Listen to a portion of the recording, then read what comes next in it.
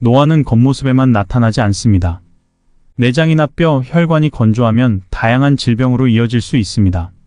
생활습관병이라고 하는 고혈압, 당뇨병, 고지혈증 등은 혈관세포나 췌장의 세포 같은 우리 몸의 세포가 비정상적으로 건조해진 결과 그 기능이 떨어져서 나타나는 질환들인데요. 특히 여성은 몸속이 건조하면 자궁과 난소의 기능이 떨어져 부종이나 심한 체중 증가, 생리와 관련된 부인과 질환, 갱년기장애 등을 겪게 됩니다. 원인이 불명확하다고 알려진 치매 역시 뇌세포가 심하게 건조해져 쪼그라들면서 나타나는 현상이죠. 이러한 몸의 노화 현상들은 20대를 넘으면 누구나 겪을 수 있는 일들입니다. 20살이어도 세포가 건조하면 위의 증상들을 겪게 되고 나이 50이 넘어도 세포의 수분이 충분하면 젊고 아름다운 몸을 유지할 수 있습니다. 즉 노화 현상은 중년기나 노년기에만 나타나는 문제가 아닌 건데요. 그러면 우리 몸의 세포는 어떤 원리로 건조해지는 것일까요? 오늘은 책 노화는 세포 건조가 원인이다를 통해 우리 몸의 세포가 어떤 원리로 건조해지는 건지 같이 알아보도록 하겠습니다. 돈 안 들이고 누구나 따라하실 수 있게 핵심만 쏙쏙 골라 설명해 드릴까요? 바로 시작합니다. 고대 그리스의 철학자 아리스토텔레스는 우리 몸이 차츰 건조해지는 현상인 노화에 대해 말했습니다. 지금 막 단 싱싱한 사과조차 시간이 지날수록 껍질부터 말라 쭈글쭈글해지다가 결국 속까지 상하게 됩니다. 인간도 마찬가지로 촉촉하고 윤기가 나던 피부는 나이가 들면서 메마르고 거칠어집니다. 눈도 뻑뻑해지고 손끝에 물기도 말라갑니다. 또한 음식을 삼키다가 목에 걸려 숨을 쉴 수 없는 사례도 많이 있습니다. 이런 현상은 몸의 세포가 건조해진 것을 증거로 할 수 있습니다. 이러한 노화와 건조 현상은 20대를 넘으면 누구나 겪게 됩니다. 이는 중년기나 노년기에만 해당되는 문제가 아니라 생활 환경의 변화도 큰 영향을 끼쳤습니다. 지나친 냉난방으로 인해 몸이 계속하여 건조한 상태로 지내야 하며 가습기 없이는 겨울을 견디기가 어려울 정도입니다. 목욕 방식도 달라져서 느긋하게 몸을 당기는 대신에 후다닥 샤워로 끝내는 경우가 많아졌습니다. 이로 인해 몸을 충분히 덮이지 못하고 냉증이 쉽게 생기는 것입니다. 몸이 차면 세포의 건조 상태가 더 악화된다는 것은 뒤에서 자세히 설명하겠습니다. 이와 함께 식생활에서도 건조를 유발하는 요인을 찾을 수 있습니다. 아침 식사로 많이 먹는 빵과 우유, 평소에 즐겨 먹는 열대과일, 마시는 녹차는 모두 우리 몸을 차게 만듭니다. 이처럼 자신도 모르게 몸을 차게 만들어서 세포의 건조를 야기하는 것은 안타까울 뿐입니다. 이러한 생활 습관을 고치고 몸의 건조를 방지하면 내장 기능이 활발해지고 피부도 촉촉해집니다. 노화도 느리게 진행됩니다. 주변을 둘러보면 나이보다 젊어 보이는 사람들은 활발하게 몸을 움직이기 때문에 몸에 온기가 돌고 피부에도 윤기가 있습니다. 내장이나 뼈, 혈관의 세포가 건조해지면 겉모습뿐만 아니라 다양한 질병에 걸릴 수도 있습니다. 생활습관병이라고 하는 고혈압, 당뇨병, 고지혈증 등은 혈관의 내피세포나 췌장의 베타세포와 같은 우리 몸의 세포가 비정상적으로 건조해진 결과로 기능이 떨어져서 나타나는 질환들입니다. 또한 치매라 불리는 인지장애도 뇌세포가 건조해서 쪼그라들면서 나타나는 질병입니다. 물을 마셔도 갈증이 가시지 않고 결국 하체 비만에 이르는 증상은 동양의학에서 말하는 수독증에 해당합니다. 말하자면 몸속에 더러운 물이 고인 웅덩이가 여럿 있는 셈입니다. 이런 상태에서는 아무리 물을 마셔도 그 웅덩이로 빼앗기기 때문에 충분한 양의 수분이 세포로 전달되지 못합니다. 필요한 수분을 공급받지 못해 건조해진 세포는 마침내 생명의 위기를 느끼게 되어 우리 몸에 물을 달라는 신호를 보냅니다. 이것이 심한 갈증으로 나타납니다. 갈증은 세포가 건조하다는 신호인 것입니다. 온몸의 세포가 바짝 말라 있으면 노화가 심해집니다. 평소에 자주 목이 말라 물을 마시는 사람은 건조와 노화의 악순환에 빨리 벗어나도록 애써야 합니다. 몸속에 있는 불필요한 수분은 냉각수와 같은 작용을 해서 우리 몸을 차게 만듭니다. 더욱이 몸이 비에 젖거나 습기에 노출되면 몸속에 고여있던 수분이 몸을 더 차게 만듭니다. 그리고 불필요한 수분이 있는 부위에는 통증이 생기고 이러한 상태가 심해지면 불쾌 증상이나 질환으로 나타납니다. 몸이 차가워지며 통증이 생길 때 욕조에 들어가 충분히 몸을 덮으면 통증이 덜해지고 땀을 흘리고 나면 몸이 한결 가벼워진 느낌이 듭니다. 특히 운동으로 땀을 흘리면 우울했던 기분까지 밝아지는 심리적인 효과도 얻을 수 있습니다. 비만이 되었을 때 몸 상태가 좋지 않거나 증상이 악화되는 것은 수독과 관련이 있다고 합니다. 목욕이나 운동으로 몸을 차게 만드는 냉각수 역할을 하는 물을 몸 밖으로 내보내면 증상이 호전되는 것을 보더라도 관련성을 부인할 수 없습니다. 수독도 세포 건조가 원인이며 곧 노화의 표시입니다. 여기서 수독이란 우리 몸의 주머니 모양의 기관이나 움푹 들어간 부위에 물이 고여서 정작 세포에는 수분이 제대로 공급되지 못하는 상태를 말합니다. 따라서 비오는 날의 몸 상태로도 내 몸이 얼마나 노화됐는지 알 수 있습니다. 어떻게든 뇌를 건강하게 해서 치매에 걸리지 않으려면 반드시 뇌의 위축을 막아야 합니다. 그렇게 하려면 뇌의 건조, 즉 몸의 건조를 막아야 합니다. 요즘은 소리내서 글을 읽거나 간단한 계산으로 뇌를 활성화하는 방법이 유행입니다. 호기심을 자극해서 뇌의 활동을 촉진하려는 것이지만 뇌가 건조해서 위축된 상태에서는 만족스러운 효과를 얻기 힘듭니다. 따라서 무엇보다 먼저 뇌가 더 건조해지지 않도록 애써야 합니다. 뇌세포의 건조를 막는 운동이 효과적이므로 습관으로 삼는 것도 좋은 방법 중 하나입니다. 워킹이나 스쿼트 등으로 근육을 움직이면 뇌 혈액순환도 잘 된다고 알려져 있습니다. 특히 근육 운동은 뇌에서 기억을 주관하는 해마의 혈류 활동을 촉진하기 때문에 노화와 치매를 막는 데 도움이 됩니다. 몸이 건조해지지 않게 하려면 수분을 많이 섭취해야 할 것 같지만 꼭 그런 것은 아닙니다. 수분은 양날의 칼과 같은 성질을 가지고 있습니다. 입으로 들어온 수분은 위나 장에서 흡수되어 혈액으로 들어가고 마지막으로는 약 60조개의 세포로 흡수됩니다. 수분은 우리 몸에서 중요한 역할을 하지만 몸을 차게 하는 단점도 있습니다. 예를 들면 몸이 젖거나 목욕 후에 몸에 묻은 물기를 잘 닦지 않으면 금세 몸이 차가워집니다. 물은 이러한 성질 때문에 체온보다 낮은 찬물을 많이 마시면 위장이 차가워집니다. 그로 인해 위장 기능이 떨어지면 수분이 혈액으로 흡수되지 못하고 위에 그대로 고이게 됩니다. 조금만 움직여도 위 주변에서 출렁거리는 물소리가 나는 것이 그 증거입니다. 우리 몸속의 세포, 조직, 장기 등은 수분과 체액을 원동력으로 하여 기능합니다. 따라서 체온이 낮거나 특정 세포, 조직, 장기의 주변이 차가우면 세포가 혈액의 수분을 흡수하는 힘이 떨어집니다. 이런 상태에서는 섭취한 수분이 위장으로 순조롭게 들어가서 혈액과 함께 온몸의 세포로 운반되더라도 세포 속으로 충분히 흡수되지 못하고 세포 사이에 고여서 부종을 일으킵니다. 촉촉한 피부와 젊고 싱싱한 근육, 뼈, 내장을 유지하는데 필요한 수분은 세포 속의 수분입니다. 우리의 체온이 떨어지면 면역력이 떨어진다고 합니다. 이 중에서도 특히 심각한 것은 체온을 유지하지 않는 생활 습관입니다. 근육을 단련하는 가장 큰 목적은 근력을 강화하거나 몸짱이 되기 위한 것이 아니라 체온을 유지하기 위한 것입니다. 체온의 40% 이상이 근육에서 발생하기 때문입니다. 걷기나 운동으로 근육을 사용하면 체온이 오르고 그로 인해 세포의 수분 흡수가 원활해집니다. 이러한 이유로 근육 운동은 노화를 막고 젊음을 유지하는데 매우 효과적입니다. 게다가 근육을 수축 이완시키면 근육 속의 혈관도 수축 확장되므로 온몸의 혈액순환이 활발해집니다. 평소에 자주 웃는 사람이 생기가 있고 젊어 보이는 이유도 바로 이 때문입니다. 웃으면 얼굴의 표정근이 활발하게 움직여 얼굴 전체의 근육과 피부로 가는 혈액의 흐름이 원활해지고 이로 인해 얼굴의 온도도 높아집니다. 근육을 자주 사용하는 것 외에도 노화를 막고 젊음을 유지하는 데 중요한 요소가 또 있습니다. 혈관 속 수분을 세포가 충분히 흡수할 수 있도록 하는 것이 목표입니다. 이를 위해서는 먼저 몸과 세포에 있는 수분을 몸 밖으로 배출해야 합니다. 그렇다면 몸과 세포 속에 있는 수분을 효과적으로 배출하기 위해서는 어떻게 해야 할까요? 답은 우리 몸의 신장에 있습니다. 신장은 수분과 노폐물을 몸 밖으로 배출하는 중요한 역할을 합니다. 따라서 신장의 기능을 촉진하면 결국 세포 속으로 신선한 수분이 충분히 공급될 수 있습니다.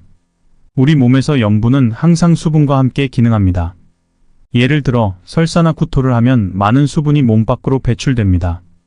그럴 때 탈수를 막으려고 맹물을 마시면 다시 설사나 구토가 일어납니다. 설사나 구토로 잃은 수분은 순수한 물이 아니라 염분을 함유한 체액이기 때문입니다. 이미 염분을 많이 잃은 상태에서 맹물을 마시면 몸속의 염분 농도가 더 낮아지게 됩니다. 이는 막으려는 생리적인 반응으로 인해 우리 몸은 수분의 흡수를 거부합니다. 그래서 다시 설사나 구토가 일어나는 것입니다. 이를 자발적인 탈수라고 합니다. 우리 몸은 생명 유지를 위해 항상 수분과 염분의 균형을 자율적으로 조절합니다. 짠 음식을 먹으면 갈증이 생기는 것도 이 때문입니다. 세포는 수분과 염분이 균형을 이룬 상태의 물은 받아들이지만 염분이 부족한 물은 거부합니다. 염분이 없는 맹물만 계속해서 마시면 세포는 탈수 상태가 되고 우리 몸에는 다양한 노화 현상이 나타날 수 있습니다. 세포가 젊으면 늙지 않는다는 말이 있듯이 마시는 물이라면 세포를 촉촉하게 만들어 젊음과 활기를 되찾을 수 있도록 염분과 수분이 균형을 이룬 물을 마시는 것이 좋습니다. 특히 염분과 미네랄을 함께 섭취하면 매실, 다시마차와 같은 식품으로는 항노화 효과를 얻을 수 있습니다. 몸에서 정상적인 수분 조절은 다음과 같은 과정을 거칩니다. 혈관 속의 수분은 온몸을 이루는 60조의 세포로 운반됩니다. 세포로 운반된 수분은 세포를 촉촉하고 생기있게 만들며 세포 속에서 이루어지는 다양한 화학 반응에서 필수 물질로 기능합니다. 세포 속의 수분은 시간이 지나면 노폐물과 함께 혈액으로 흡수되고 마지막으로 신장으로 운반되어 소변과 함께 배출됩니다. 이러한 과정을 원활하게 진행하기 위해서는 반드시 열이 필요합니다. 만약 열이 부족하면 다음과 같은 현상이 발생합니다. 장기나 조직, 세포가 차갑게 식어서 혈액으로부터 수분을 충분히 흡수하지 못하게 되며 남은 수분은 세포 사이에 부종을 일으킵니다.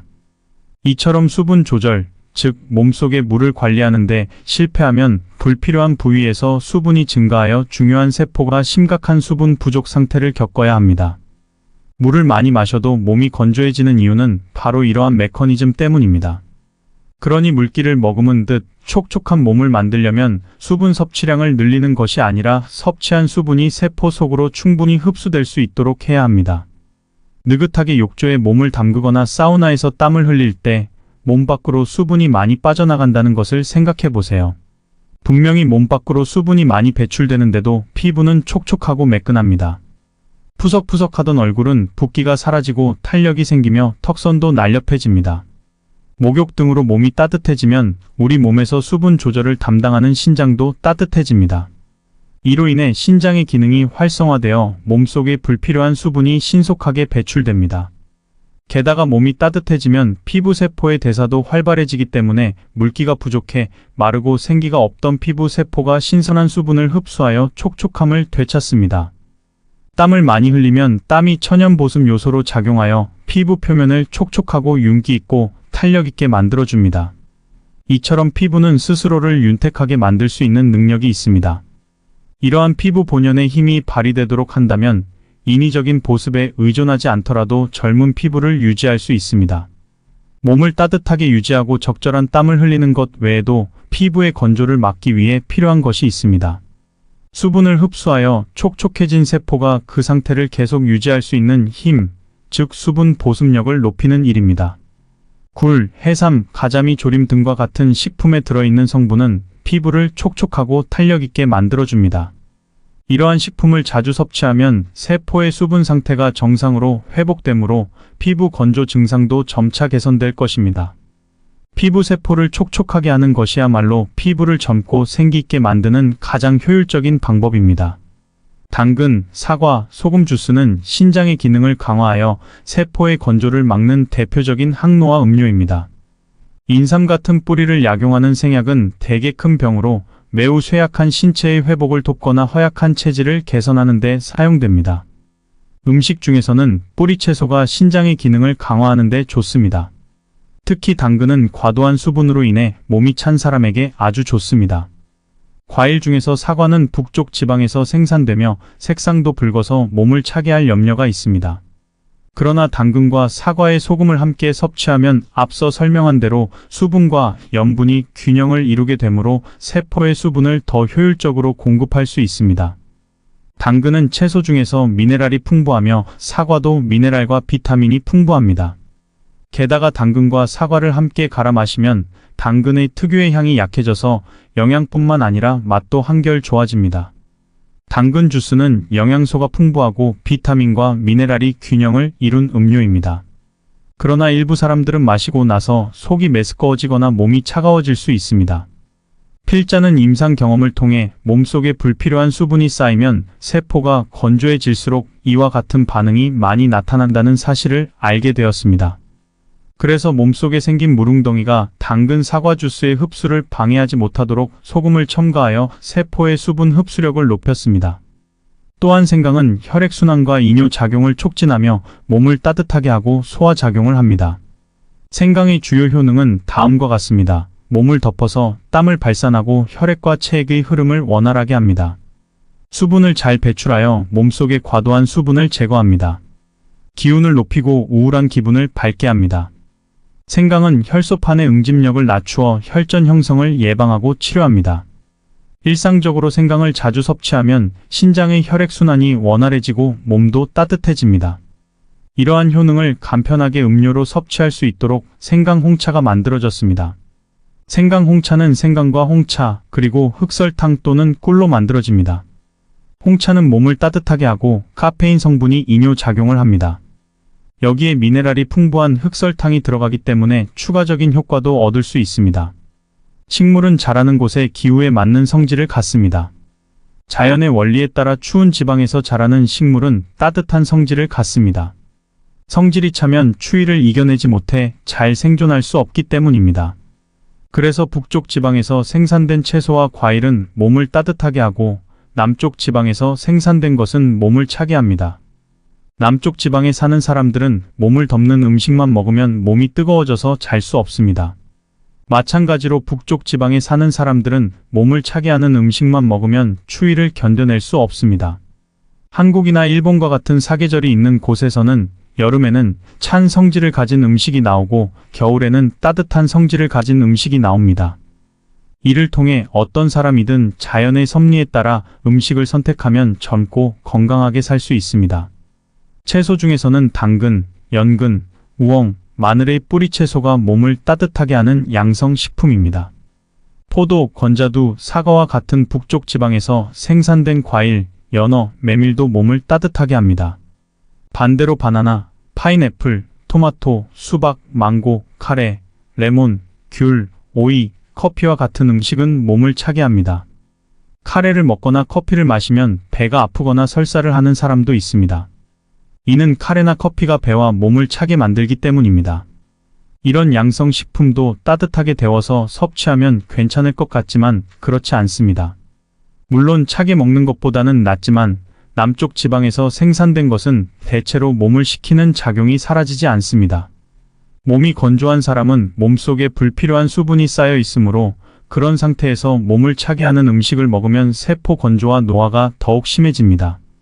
이럴 때는 되도록 몸을 따뜻하게 하는 북쪽 지방의 음식을 자주 섭취하도록 합니다. 물은 몸을 차게 하기 때문에 수분 함량이 높은 음식일수록 몸을 차게 하는 작용이 강합니다. 기름도 마찬가지입니다. 튀김을 먹고 나서 입가심으로 수박을 먹으면 설사를 할 수 있습니다. 성질이 찬 음식을 함께 먹으면 냉증이 심해지기 때문입니다. 따라서 수분이나 기름이 많은 부드러운 음식 대신 마르고 딱딱한 식품을 먹으면 신장의 기능을 높여서 노화를 막는 데 도움이 됩니다. 이에 더해서 끈적거리고 또 끈적거리는 식품을 먹어서 몸속에서 보습을 해야 피부가 건조해지는 것을 막아 젊음을 유지할 수 있습니다. 또한 남쪽 지방이 원산지인 과일은 차가운 성질을 가지고 있습니다. 따라서 냉증이 있는 사람이 이러한 과일을 선호할 경우 이미 건조한 세포가 더욱 건조해질 수 있습니다. 몸이 찬 사람은 말린 과일을 먹는 것이 좋습니다. 현재는 건자두를 비롯한 다양한 종류의 말린 과일들을 쉽게 구할 수 있습니다. 말린 과일은 간식으로도 적합합니다. 걷기는 부담 없이 체온을 높일 수 있는 운동입니다. 걷기는 몸에 큰 부담을 주지 않으면서 누구나 쉽게 할 수 있으며 주로 하체의 근육을 사용하기 때문에 체온이 오르고 혈류가 좋아져서 수분량이 많아집니다.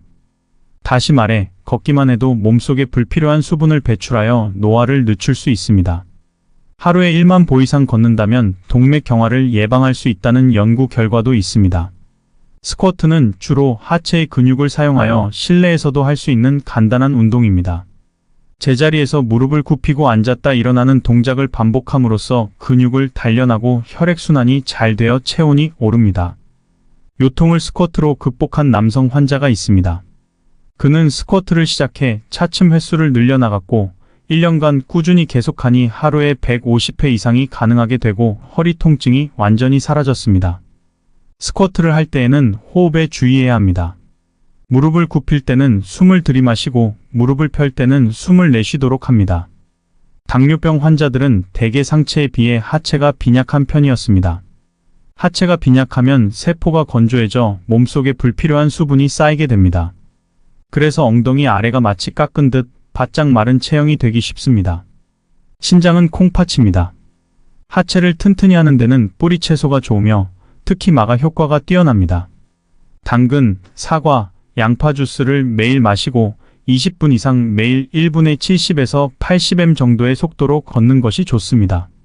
장시간 앉아있거나 운전을 할 때 근육이 필요하여 발생하는 요통이나 척추 변형으로 인한 요통을 가라앉히는 데에는 몸을 덮이고 쇠약해진 근력을 단련하는 방법이 효과적입니다. 몸을 따뜻하게 하고 이뇨 효과가 뛰어난 생강 홍차를 마시고 생강 찜질을 하거나 족욕을 하는 것도 혈액순환에 좋습니다. 어떠셨나요? 오늘은 노화는 세포 건조가 원인이다를 리뷰해 드렸는데요. 더 유익한 내용이 많으니 관심 있는 분들은 책을 직접 사서 읽으실 것을 권해드립니다. 이상으로 허박사였습니다. 감사합니다. 노화는 겉모습에만 나타나지 않습니다. 내장이나 뼈, 혈관이 건조하면 다양한 질병으로 이어질 수 있습니다. 생활습관병이라고 하는 고혈압, 당뇨병, 고지혈증 등은 혈관세포나 췌장의 세포 같은 우리 몸의 세포가 비정상적으로 건조해진 결과 그 기능이 떨어져서 나타나는 질환들인데요. 특히 여성은 몸속이 건조하면 자궁과 난소의 기능이 떨어져 부종이나 심한 체중 증가, 생리와 관련된 부인과 질환, 갱년기장애 등을 겪게 됩니다. 원인이 불명확하다고 알려진 치매 역시 뇌세포가 심하게 건조해져 쪼그라들면서 나타나는 현상이죠. 이러한 몸의 노화 현상들은 20대를 넘으면 누구나 겪을 수 있는 일들입니다. 20살이어도 세포가 건조하면 위의 증상들을 겪게 되고 나이 50이 넘어도 세포의 수분이 충분하면 젊고 아름다운 몸을 유지할 수 있습니다. 즉 노화 현상은 중년기나 노년기에만 나타나는 문제가 아닌 건데요. 그러면 우리 몸의 세포는 어떤 원리로 건조해지는 것일까요? 오늘은 책 노화는 세포 건조가 원인이다를 통해 우리 몸의 세포가 어떤 원리로 건조해지는 건지 같이 알아보도록 하겠습니다. 돈 안 들이고 누구나 따라하실 수 있게 핵심만 쏙쏙 골라 설명해 드릴까요? 바로 시작합니다. 고대 그리스의 철학자 아리스토텔레스는 우리 몸이 차츰 건조해지는 현상인 노화에 대해 말했습니다. 지금 막 단 싱싱한 사과조차 시간이 지날수록 껍질부터 말라 쭈글쭈글해지다가 결국 속까지 상하게 됩니다. 인간도 마찬가지로 촉촉하고 윤기가 나던 피부는 나이가 들면서 메마르고 거칠어집니다. 눈도 뻑뻑해지고 손끝에 물기도 말라갑니다. 또한 음식을 삼키다가 목에 걸려 숨을 쉴 수 없는 사례도 많이 있습니다.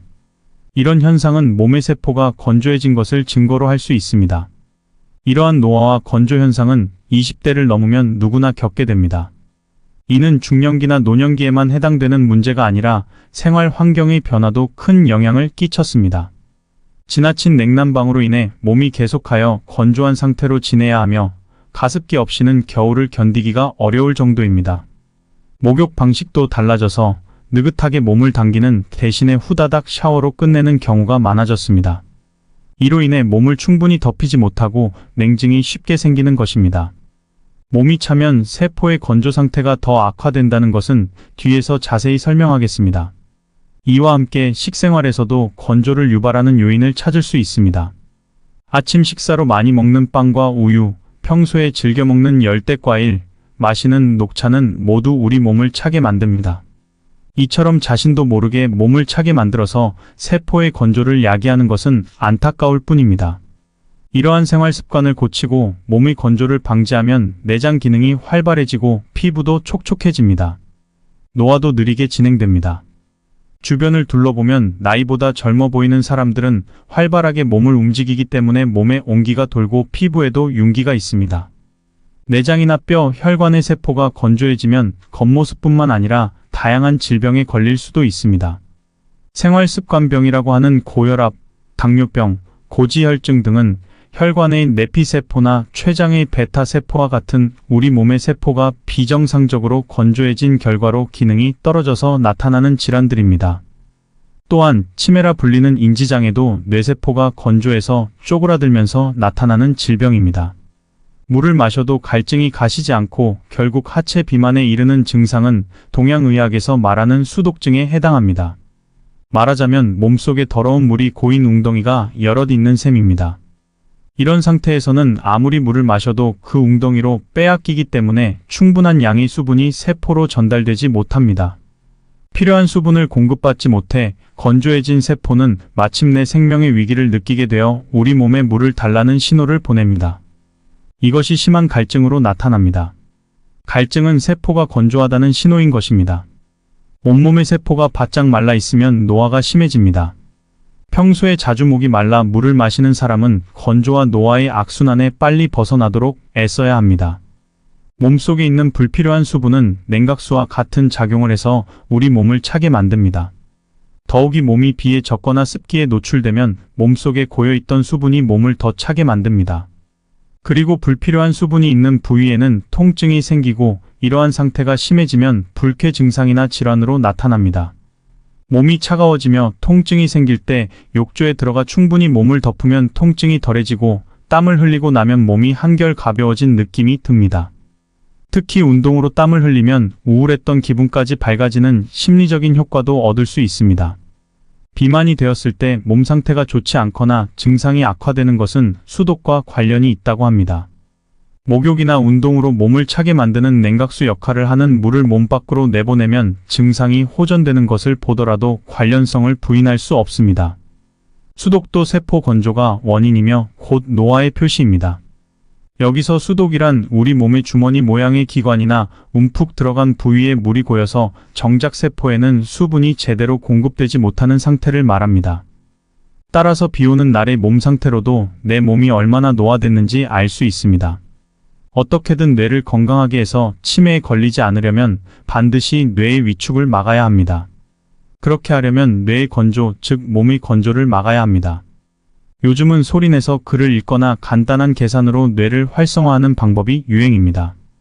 호기심을 자극해서 뇌의 활동을 촉진하려는 것이지만 뇌가 건조해서 위축된 상태에서는 만족스러운 효과를 얻기 힘듭니다. 따라서 무엇보다 먼저 뇌가 더 건조해지지 않도록 애써야 합니다. 뇌세포의 건조를 막는 운동이 효과적이므로 습관으로 삼는 것도 좋은 방법 중 하나입니다. 워킹이나 스쿼트 등으로 근육을 움직이면 뇌 혈액순환도 잘 된다고 알려져 있습니다. 특히 근육 운동은 뇌에서 기억을 주관하는 해마의 혈류 활동을 촉진하기 때문에 노화와 치매를 막는 데 도움이 됩니다.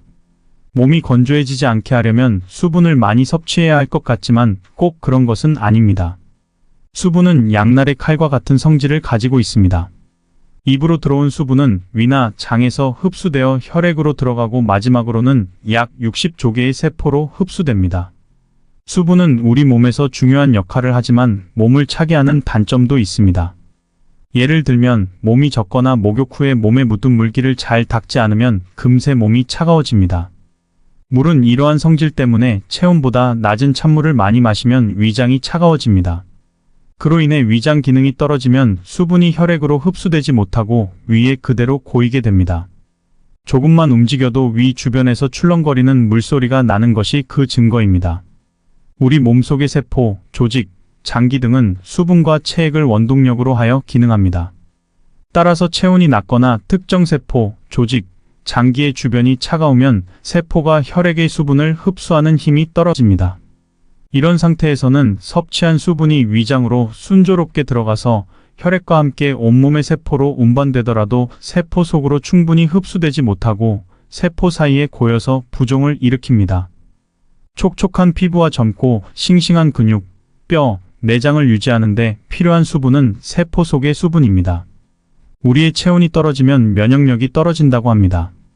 이 중에서도 특히 심각한 것은 체온을 유지하지 않는 생활 습관입니다. 근육을 단련하는 가장 큰 목적은 근력을 강화하거나 몸짱이 되기 위한 것이 아니라 체온을 유지하기 위한 것입니다. 체온의 40% 이상이 근육에서 발생하기 때문입니다. 걷기나 운동으로 근육을 사용하면 체온이 오르고 그로 인해 세포의 수분 흡수가 원활해집니다. 이러한 이유로 근육 운동은 노화를 막고 젊음을 유지하는데 매우 효과적입니다. 게다가 근육을 수축 이완시키면 근육 속의 혈관도 수축 확장되므로 온몸의 혈액순환이 활발해집니다. 평소에 자주 웃는 사람이 생기가 있고 젊어 보이는 이유도 바로 이 때문입니다. 웃으면 얼굴의 표정근이 활발하게 움직여 얼굴 전체의 근육과 피부로 가는 혈액의 흐름이 원활해지고 이로 인해 얼굴의 온도도 높아집니다. 근육을 자주 사용하는 것 외에도 노화를 막고 젊음을 유지하는 데 중요한 요소가 또 있습니다. 혈관 속 수분을 세포가 충분히 흡수할 수 있도록 하는 것이 목표입니다. 이를 위해서는 먼저 몸과 세포에 있는 수분을 몸 밖으로 배출해야 합니다. 그렇다면 몸과 세포 속에 있는 수분을 효과적으로 배출하기 위해서는 어떻게 해야 할까요? 답은 우리 몸의 신장에 있습니다. 신장은 수분과 노폐물을 몸 밖으로 배출하는 중요한 역할을 합니다. 따라서 신장의 기능을 촉진하면 결국 세포 속으로 신선한 수분이 충분히 공급될 수 있습니다. 우리 몸에서 염분은 항상 수분과 함께 기능합니다. 예를 들어 설사나 구토를 하면 많은 수분이 몸 밖으로 배출됩니다. 그럴 때 탈수를 막으려고 맹물을 마시면 다시 설사나 구토가 일어납니다. 설사나 구토로 잃은 수분은 순수한 물이 아니라 염분을 함유한 체액이기 때문입니다. 이미 염분을 많이 잃은 상태에서 맹물을 마시면 몸속의 염분 농도가 더 낮아지게 됩니다. 이는 막으려는 생리적인 반응으로 인해 우리 몸은 수분의 흡수를 거부합니다. 그래서 다시 설사나 구토가 일어나는 것입니다. 이를 자발적인 탈수라고 합니다. 우리 몸은 생명 유지를 위해 항상 수분과 염분의 균형을 자율적으로 조절합니다. 짠 음식을 먹으면 갈증이 생기는 것도 이 때문입니다. 세포는 수분과 염분이 균형을 이룬 상태의 물은 받아들이지만 염분이 부족한 물은 거부합니다. 염분이 없는 맹물만 계속해서 마시면 세포는 탈수 상태가 되고 우리 몸에는 다양한 노화 현상이 나타날 수 있습니다. 세포가 젊으면 늙지 않는다는 말이 있듯이 마시는 물이라면 세포를 촉촉하게 만들어 젊음과 활기를 되찾을 수 있도록 염분과 수분이 균형을 이룬 물을 마시는 것이 좋습니다. 특히 염분과 미네랄을 함께 섭취하면 매실, 다시마차와 같은 식품으로는 항노화 효과를 얻을 수 있습니다. 몸에서 정상적인 수분 조절은 다음과 같은 과정을 거칩니다. 혈관 속의 수분은 온몸을 이루는 60조의 세포로 운반됩니다. 세포로 운반된 수분은 세포를 촉촉하고 생기있게 만들며 세포 속에서 이루어지는 다양한 화학 반응에서 필수 물질로 기능합니다. 세포 속의 수분은 시간이 지나면 노폐물과 함께 혈액으로 흡수되고 마지막으로 신장으로 운반되어 소변과 함께 배출됩니다. 이러한 과정을 원활하게 진행하기 위해서는 반드시 열이 필요합니다. 만약 열이 부족하면 다음과 같은 현상이 발생합니다. 장기나 조직, 세포가 차갑게 식어서 혈액으로부터 수분을 충분히 흡수하지 못하게 되며 남은 수분은 세포 사이에 부종을 일으킵니다. 이처럼 수분 조절, 즉 몸속의 물을 관리하는데 실패하면 불필요한 부위에서 수분이 증가하여 중요한 세포가 심각한 수분 부족 상태를 겪어야 합니다. 물을 많이 마셔도 몸이 건조해지는 이유는 바로 이러한 메커니즘 때문입니다. 그러니 물기를 머금은 듯 촉촉한 몸을 만들려면 수분 섭취량을 늘리는 것이 아니라 섭취한 수분이 세포 속으로 충분히 흡수될 수 있도록 해야 합니다. 느긋하게 욕조에 몸을 담그거나 사우나에서 땀을 흘릴 때 몸 밖으로 수분이 많이 빠져나간다는 것을 생각해 보세요. 분명히 몸 밖으로 수분이 많이 배출되는데도 피부는 촉촉하고 매끈합니다. 푸석푸석하던 얼굴은 붓기가 사라지고 탄력이 생기며 턱선도 날렵해집니다.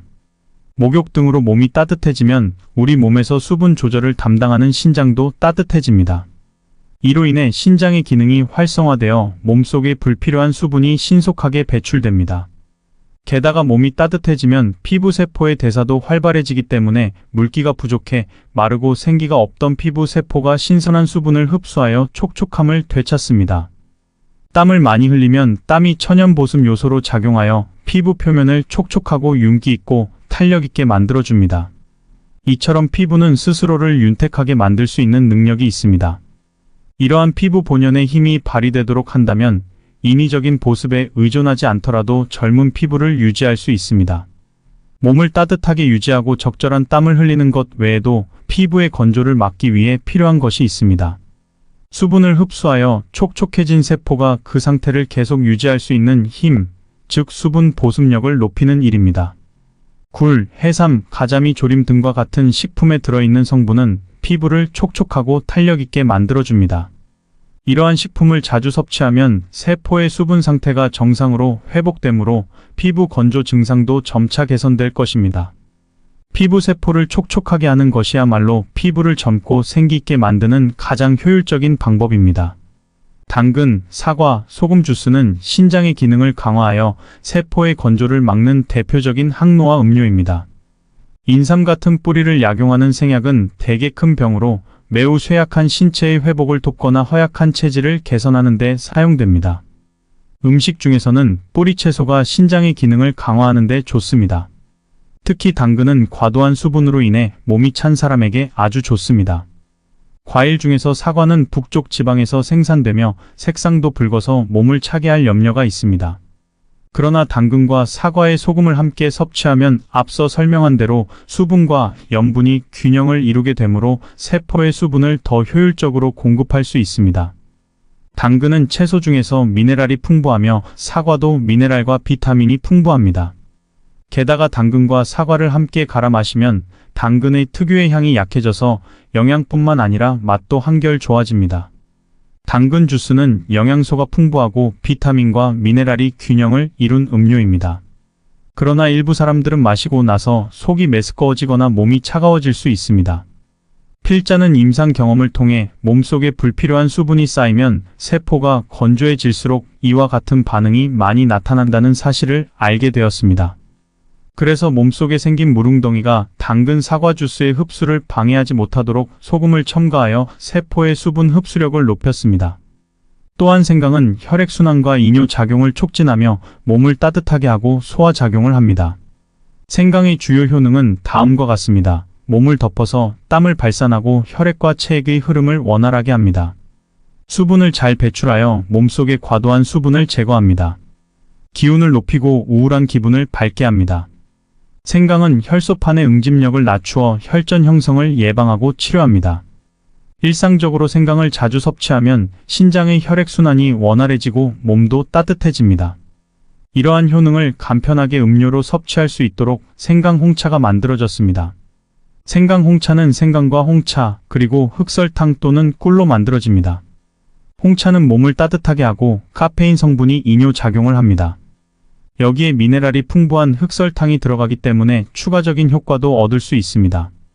식물은 자라는 곳의 기후에 맞는 성질을 갖습니다. 자연의 원리에 따라 추운 지방에서 자라는 식물은 따뜻한 성질을 갖습니다. 성질이 차면 추위를 이겨내지 못해 잘 생존할 수 없기 때문입니다. 그래서 북쪽 지방에서 생산된 채소와 과일은 몸을 따뜻하게 하고 남쪽 지방에서 생산된 것은 몸을 차게 합니다. 남쪽 지방에 사는 사람들은 몸을 덮는 음식만 먹으면 몸이 뜨거워져서 잘 수 없습니다. 마찬가지로 북쪽 지방에 사는 사람들은 몸을 차게 하는 음식만 먹으면 추위를 견뎌낼 수 없습니다. 한국이나 일본과 같은 사계절이 있는 곳에서는 여름에는 찬 성질을 가진 음식이 나오고 겨울에는 따뜻한 성질을 가진 음식이 나옵니다.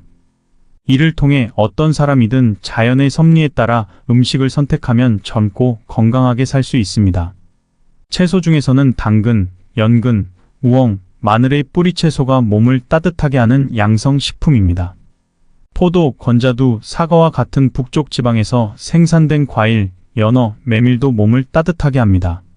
반대로 바나나, 파인애플, 토마토, 수박, 망고, 카레, 레몬, 귤, 오이, 커피와 같은 음식은 몸을 차게 합니다. 카레를 먹거나 커피를 마시면 배가 아프거나 설사를 하는 사람도 있습니다. 이는 카레나 커피가 배와 몸을 차게 만들기 때문입니다. 이런 양성식품도 따뜻하게 데워서 섭취하면 괜찮을 것 같지만 그렇지 않습니다. 물론 차게 먹는 것보다는 낫지만 남쪽 지방에서 생산된 것은 대체로 몸을 식히는 작용이 사라지지 않습니다.